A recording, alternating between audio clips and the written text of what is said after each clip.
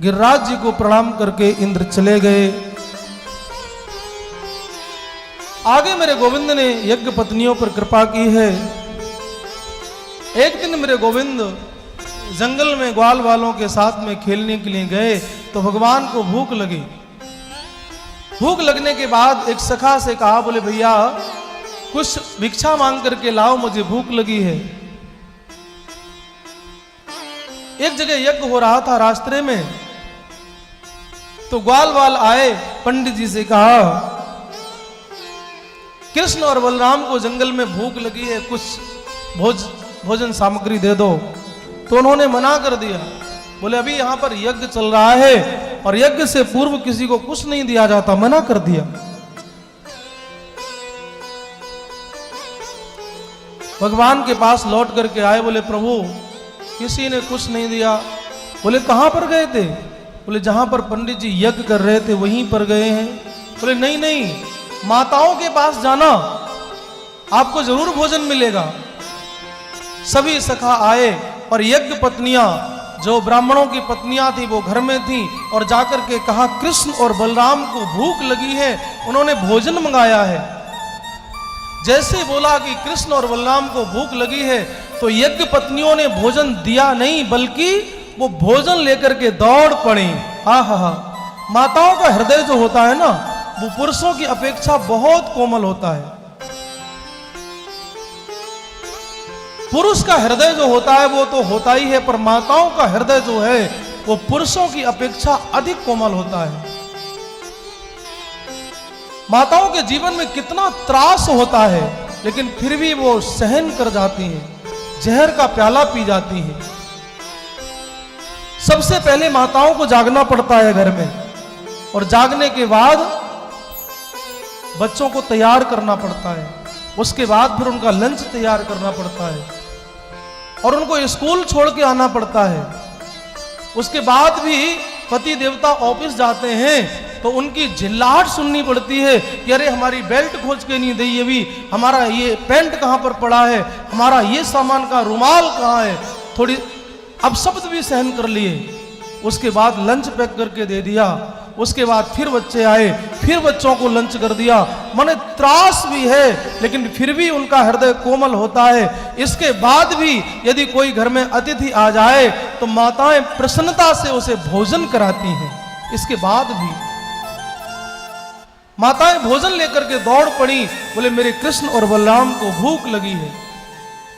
इसीलिए तो कहते हैं कि गृहम न गृहम गृहम इत्याहुर गृहिणी गृहमुच्यते। ईंट पत्थर के मकान को घर नहीं कहा जाता, बढ़िया से कोठी बनवा ली उसे घर नहीं कहा जाता। बोले फिर जिस घर में गृहिणी रहती है उस घर को न गृहम गृहिणी तस्य अरण्यम सदृशम मतम न गृहम गृहम इत्याहुर गृहिणी गृहम उच्यते। ईंट पत्थर के मकान को घर नहीं कहा जाता, जिस घर में गृहिणी रहती है उस घर को घर बोला जाता है। माताओं ने जाकर के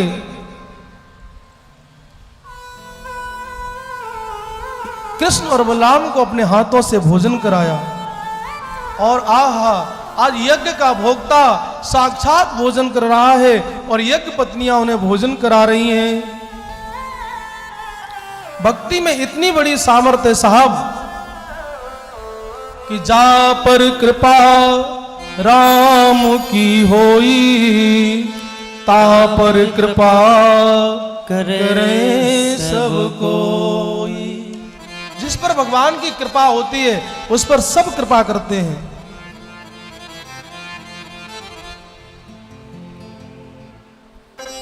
भक्ति में वो सामर्थ्य साहब। भगवान यज्ञ पत्नियों से कहते हैं कि आप तो ग्रह की स्वामिनी हो, और फिर भी घर को संभालने के बाद भी आपका हृदय इतना कोमल है कि आप भोजन को लेकर के दौड़ी चली आई। बोले धिग जन्म नस्त्रिवृद विद्याम धिग जन्म बहुज्ञातम धिक्कुलम धिक्रियादाक्षम विमुखा ये तो दोक्षजे हैं।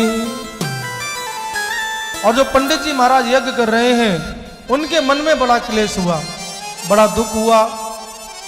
बोले मेरे जीवन को धिक्कार है, जीवन हम इतने दिन हो गए यज्ञ करते करते, लेकिन कभी मुझे गोपाल के दर्शन नहीं हुए, और आपने जाकर के उन्हीं गोपाल को साक्षात अपने हाथ से भोजन कराया है। और वो अपनी पत्नियों के चरणों में जैसे ही गिरने लगे, तुरंत यज्ञ पत्नियों ने उनको उठाया। बोले नहीं नहीं, बड़ों का आदर करना चाहिए, आप हमारे पति परमेश्वर हैं, आप मुझे प्रणाम नहीं कर सकते, प्रणाम करने का अधिकार तो मेरा है, बड़ों का आदर होना चाहिए। पति का सम्मान प्रत्येक पत्नी को करना ही चाहिए, प्रत्येक स्त्री को अपने पति का सम्मान करना चाहिए, बड़े बूढ़ों का सम्मान करना चाहिए।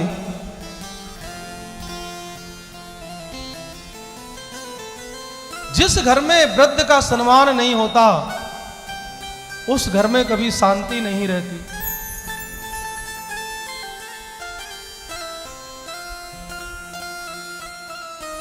एक माताजी ने कढ़ी बनाई अपने बेटे के लिए, बेटा बाहर से आया, उसे कढ़ी बहुत अच्छी लगती,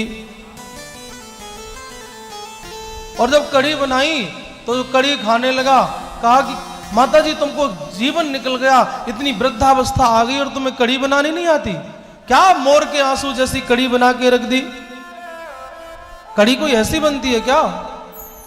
और उसकी माता ने कहा कि मैंने नहीं बनाई, ये तेरी पत्नी ने बनाई है, और तुरंत थाली उठा के पूरी पी गया। कहा कि अरे पतली है तो क्या हुआ, टेस्ट तो आ ही रहा है। माने बड़े बूढ़ों का सम्मान होना चाहिए।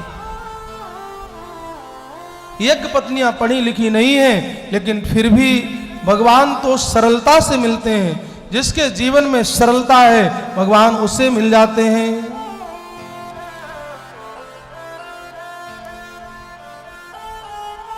यज्ञ पत्नियों ने पतियों को प्रणाम किया और उनके माध्यम से गोपाल जी के दर्शन कराए।